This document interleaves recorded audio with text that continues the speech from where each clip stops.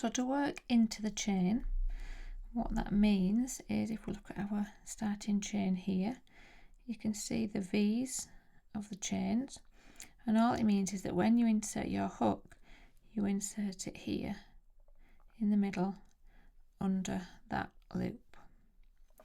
So for example, if I was being asked to double crochet in the second chain from the hook, you don't count the one that's on your hook. So I'm skipping the first one and I'm going to insert my hook under this loop, yarn over, pull through and pull through 2. Okay, I'll show you that again. So you can see that my stitch here is in this loop of the chain, so that's the one I've already worked into.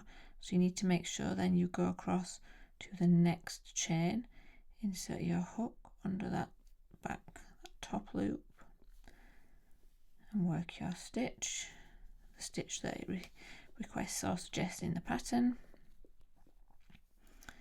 Okay, so if I was to work a treble, it would be the same principle. You can see I've worked already into this chain here, so now I'm working into this one.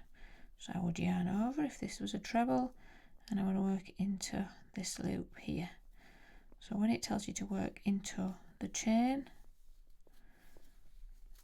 it is just telling you to work into this loop here.